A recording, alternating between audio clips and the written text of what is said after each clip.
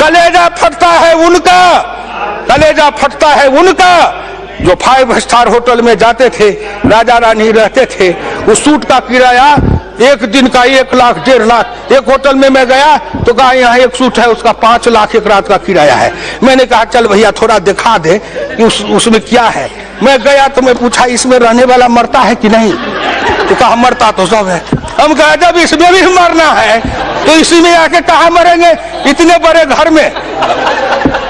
बाप को उनकी चिंता है जो 45,000 के बोतल का शरबत पीते हैं, उनका क्या होगा?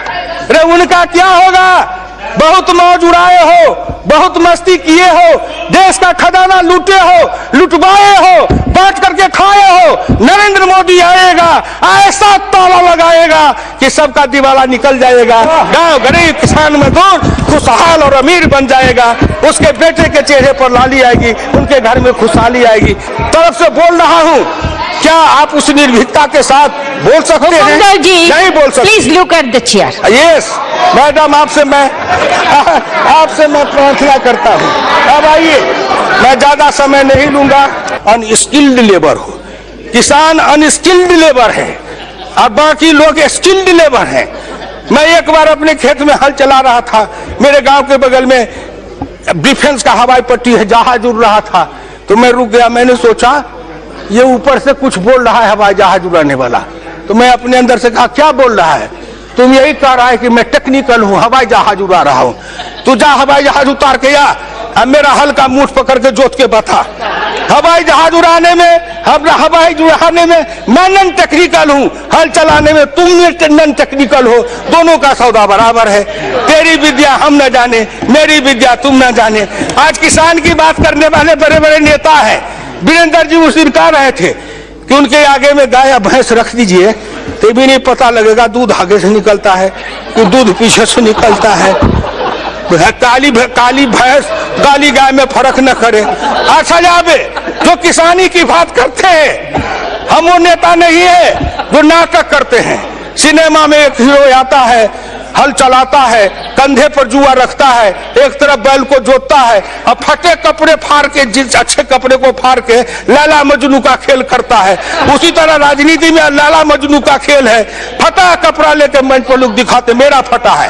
अरे फटा है लेकिन वो क्या दिखा रहे हो? बोलो ना बचपन में क्या फटा था? हम तो बचपन में फटे कपड़े पहने थे। हम जिस समय थे उस समय ये जीन्स फिन्स ये पैंट पतलून नहीं था। हम तो जो अंडर पैंट पहनते हो आप, वो डोरी वाला पैंट पहनते थे, अब बोरे की टाट पर बैठते थे, गांव में बैठ के बासी भात खाते थे। महोदय, संजोग ऐसा है कि जब कभी उधर से वीरप्पा मोइली जी बोलते हैं तो ठीक उनके बाद मुझे बोलने का अवसर मिलता है। वीरप्पा मोइली जी जब बोल रहे थे तो अंग्रेजी के ना जाने कौन कौन शब्द का इस्तेमाल कर रहे थे। मैं तो उतने अंग्रेजी के उन शब्दों को जानता नहीं, लेकिन उनके भाव को मैं समझ रहा था। आखिर वीरप्पा मोइली जी, आप भी ओबीसी समाज के हैं और मैं भी ओबीसी समाज का हूं। का दुख जाने दुखिया, का दुख जाने दुखिया माए।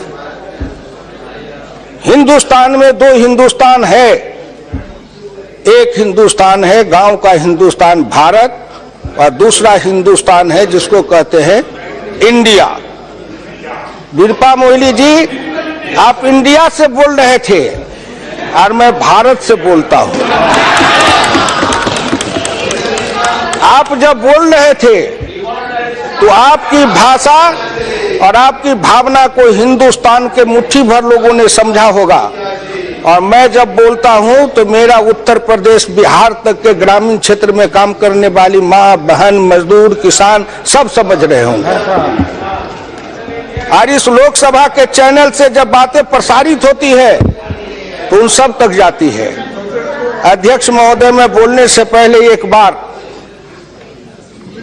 प्रार्थना करूंगा, या देवी सर्वभूतेषु मातृरूपेण संस्थिता नमस्तस्यै नमस्तस्यै नमस्तस्यै नमो। आपने हिंदुस्तान के उस गर्भिणी माँ के बारे में कभी सोचा? नहीं नहीं, मैं उदाहरण देता हूं। मैं जिस समय अपने मां के पेट में था, उस समय मेरी मां को अगर दूध, दही, मक्खन, घी, मछली, मांस, अंडा, फ्रूट, क्या कहते हैं, ड्राई फ्रूट, फल, सब्जी भरपेट खाने को मिला होता तो शायद आज भी मेरा रंग रूप कुछ दूसरा हो गया होता। लेकिन चूंकि मैं उस मां के पेट से जन्म लेके आया हूं, जिसको भरपेट, जब मैं मां के पेट में था तो भरपेट भोजन नहीं मिला, आधे पेट खा के सोती थी, और कभी कभी मां के पेट में भी मुझे भूखा रहना पड़ता था। आपने सोचा, आपके दिल में कभी दर्द हुआ? नहीं नहीं।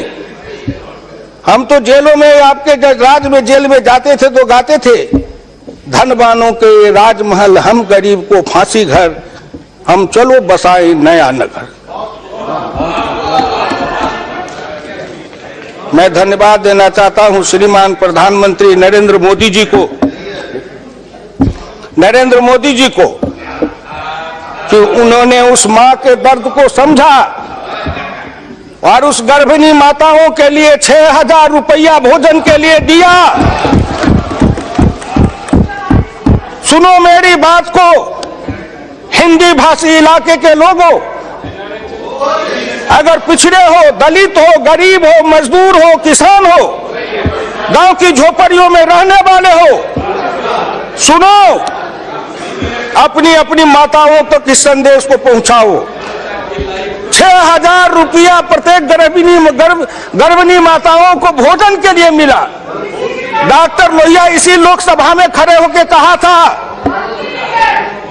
अरे जिस समय मैं 1960 में ग्राम पंचायत का प्रधान बना, उस समय कितने लोगों का जन्म नहीं हुआ था।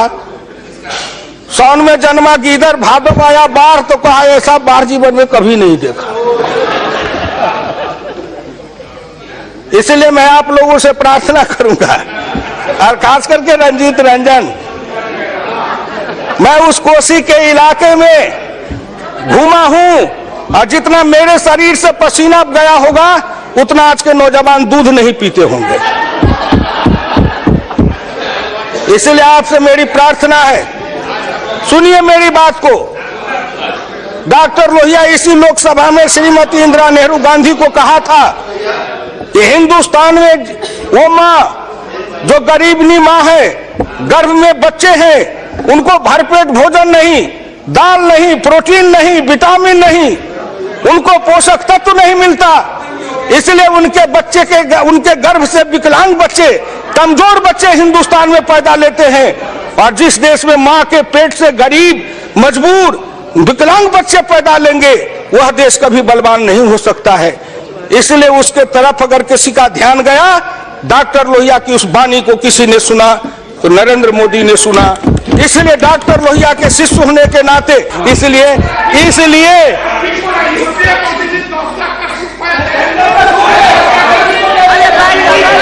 ठीक बात है, ठीक बात है। कल्याण जी, आप मेरी बात न समझेंगे, क्योंकि आप तो अच्छे वकील हैं, आप तो अच्छे वकील हैं ना। हाँ, जो ज्यादा पैसा देगा उसका बहस करते हैं। आप वकील हैं उसके, जो ज्यादा फीस देगा उसकी बहस करेंगे, कागज भी न पूछेंगे उसने क्राइम किया है कि नहीं किया है। मैं अपनी बात समाप्त करते हुए कहता हूं, एक बात हिंदुस्तान के गांव, गरीब, किसान, मजदूर, पिछड़े, दलित, अल्पसंख्यक जितने लोग हैं सबके लिए किया। अंत में मोदी जी ने कहा सबका साथ सबका विकास, सबका साथ और सबका विकास। उस सब में कौन नहीं है? हिंदू है, मुसलमान है, सिख है, ईसाई है, गरीब है, अमीर है, पिछड़ा है, दलित है, सबका साथ सबका विकास। खेत में पानी, सबके खेत में पानी, हर हाथ को काम, सबके हाथ के काम, हर के चेहरे पर लाली, सबके चेहरे पर लाली। हर गरीबी गर्भवती माता को 6,000 रुपया, सबके घर में 6,000 रुपया, कोई भेद नहीं है किसी जात के लिए, न अल्पसंख्यक है न बहुसंख्यक है, हिंदुस्तान एक समान है। इसलिए समदृष्टि रखिए, सबके लिए बराबर का काम करिए, सब भारत उठेगा, भारत शक्तिशाली बनेगा और भारत मजबूत, और भारत जितना शक्तिशाली बनेगा देश शक्तिशाली और मजबूत बनेगा। हमारा हिस्सा ज्यादा आएगा। जब सबका बेटा नौकरी पाएगा तो सबसे ज्यादा पिछड़े वर्ग के भी हम नौकरी पाएंगे, क्योंकि हमारी संख्या ज्यादा है। दलित ज्यादा नौकरी पाएगा क्योंकि उसकी संख्या ज्यादा है। जब सबका विकास होगा उसमें मेरी हिस्सेदारी ज्यादा होगी, जब सबका कल्याण होगा मेरी हिस्सेदारी ज्यादा होगी। इसलिए उस दृष्टिकोण से हम सोचते हैं। तो नरेंद्र मोदी जी की योजना ने हिंदुस्तान में आर्थिक परिवर्तन, सामाजिक परिवर्तन, राजनीतिक परिवर्तन, सांस्कृतिक परिवर्तन और धार्मिक परिवर्तन, ये सब की ओर जो आगे बढ़ रहे हैं, इसी से हिंदुस्तान का कल्याण होने वाला है। इसीलिए मैं इस बजट का समर्थन करता हूं, ईश्वर से प्रार्थना करता हूं कि हे ईश्वर, नरेंद्र मोदी की रक्षा करिए। अगर कोई संकट आवे तो हम लोगों पर थोड़ा थोड़ा बांट दीजिए, लेकिन नरेंद्र मोदी के ऊपर कोई संकट नहीं आवे। वो गांव गरीब किसान का नयन का तारा है, हृदय का दिल का धड़कन है, उसकी रक्षा आप करना, जिससे वो आगे कुछ करके दिखाएंगे।